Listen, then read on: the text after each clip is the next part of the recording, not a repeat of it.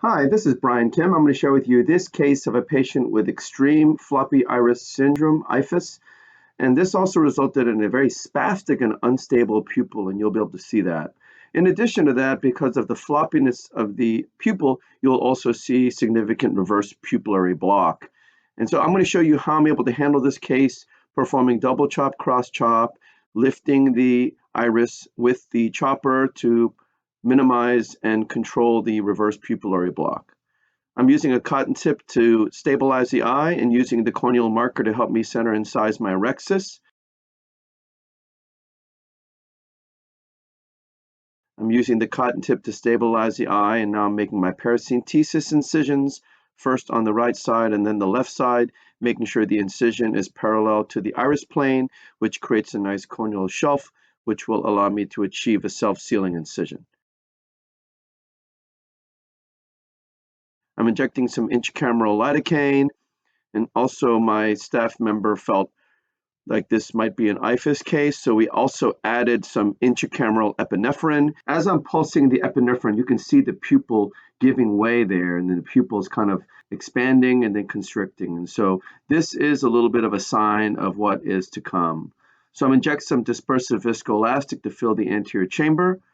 And this is the triplanar corneal incision. I make a vertical groove, place the blade into the deep part of the groove, tunnel through the cornea, just shy of the angle there, use a cannula to turn it towards me, and then enter, and that's the triplanar corneal incision. And I inject some more dispersive viscoelastic to fill the anterior chamber. And this is the puncture style Capsulorexis. I go in with the teeth sideways, I puncture the center, pulling the tear towards me, grabbing the right side of the tear and creating a flap now. I'm trying to use the marks that I made before on the cornea, which will help me hopefully to center and size the rexus.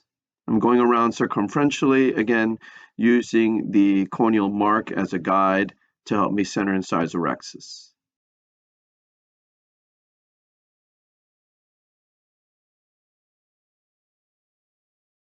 So I finish off the rexus, burp some viscoelastic out of the eye, and this will be the capsular fornix hydrodissection technique. I place a cannula out to the contralateral equator underneath the rexus edge, get a nice fluid wave, decompress on the left side, turn the cannula to the right side pointing downward, and the lens begins to spin nicely.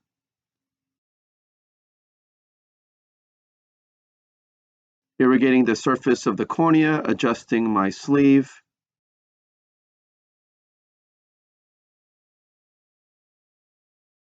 Using the chopper to lift the incision, go in with irrigation off to minimize Descemet's trauma. Removing the surface epinuclear material.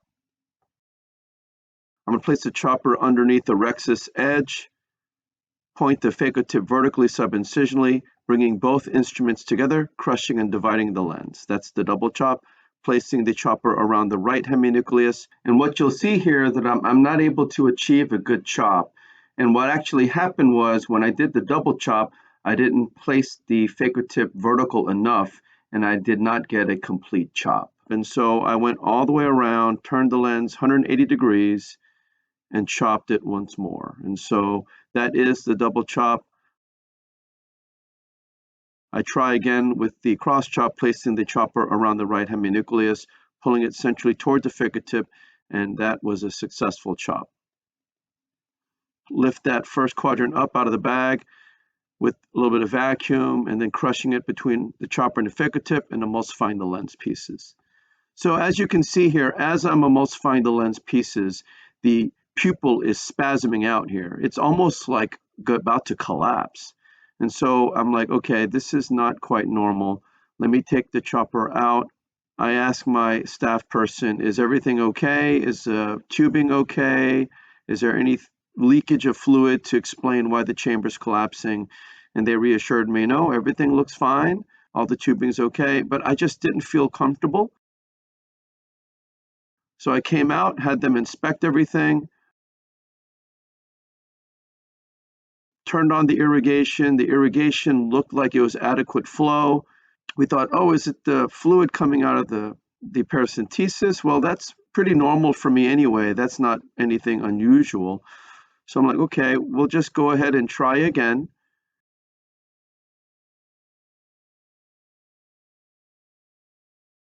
You can see there's a little bit of reverse pupillary block there, so I used the chopper to lift the edge of the pupil.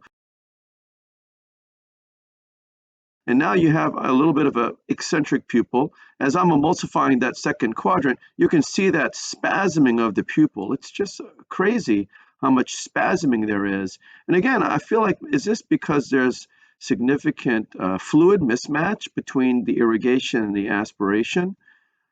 I mean, it really feels like the chamber is collapsing. And so I was really concerned about that. I went ahead and kept going. Turned that second heminucleus in front of me, placing the chopper around the lens piece, crushing it and dividing it in half.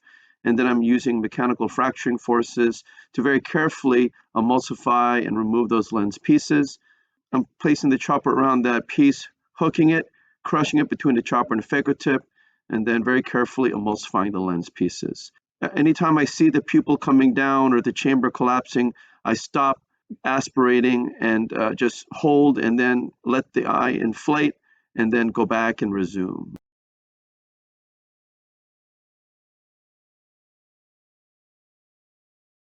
And so all the endonuclear pieces are gone, and I'm very carefully trying to remove the epinuclear pieces.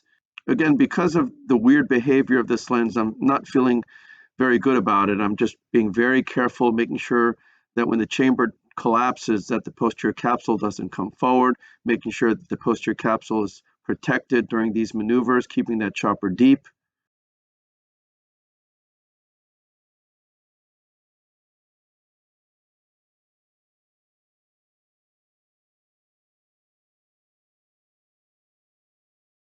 So I take the chopper out, push BSS in, take the phaco tip out, and go in with the INA handpiece. You saw that I lifted the iris edge there, and you can see it released that reverse pupillary block. I'm adjusting my sleeve. And so now that I have just the INA handpiece in the eye, I should have a more stable anterior chamber without that spasming of the pupil. Because I don't have the chopper in the eye, I should have less fluid egress. And so I'm removing the cortical material very carefully, going around circumferentially.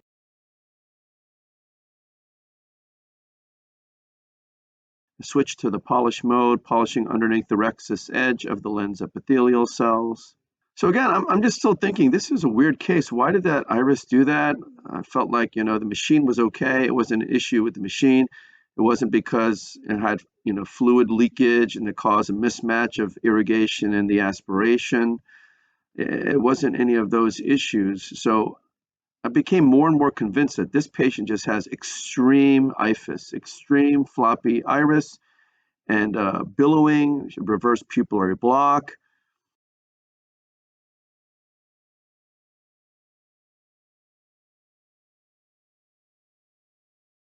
So I'm pushing BSS into the subincisional capsular fornix. And as I do this, you can see there's quite a bit of lens material that's starting to fly out.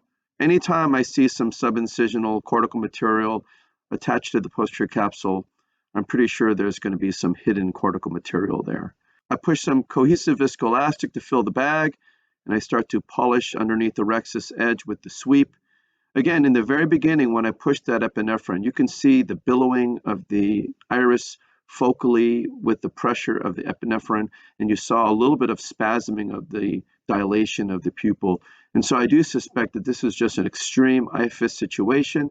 But again, because of double chop, cross chop, it really didn't cause any major issues. I'm injecting the single piece acrylic intraocular lens into the capsular bag, making sure the leading edge is in the bag.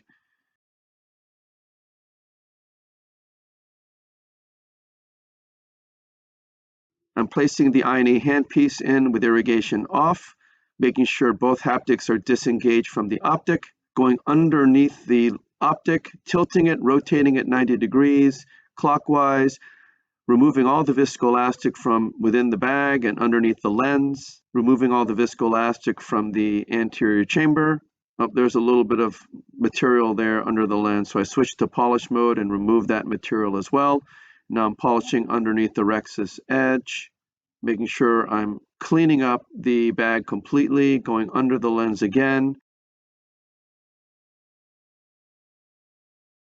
turning the haptics horizontally, switching to visco mode and removing all the viscoelastic from the anterior chamber, and then I'll hydrate my incision. So you can see how unstable the pupil is now that the viscoelastic has been removed.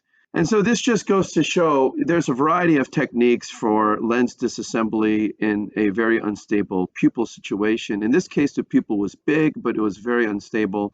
You saw I was able to use double chop, cross chop, and mechanical fracturing techniques. You saw that the chamber collapsed so much that I was even worried that the posterior capsule would come up. All I had to do was stop aspirating, let the chamber reform, and then go back. And I was just really pulsing with the aspiration and vacuum, as well as using mechanical fracturing to crush the lens pieces into smaller pieces.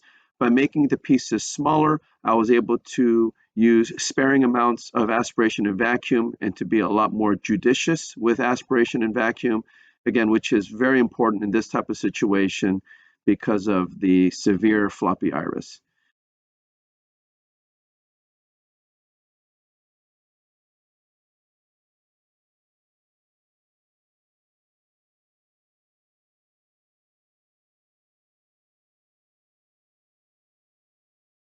You can see there's a little bit of hemorrhage in the eye, and that's because I did an eye stent at the end of the case as well, which I edited out.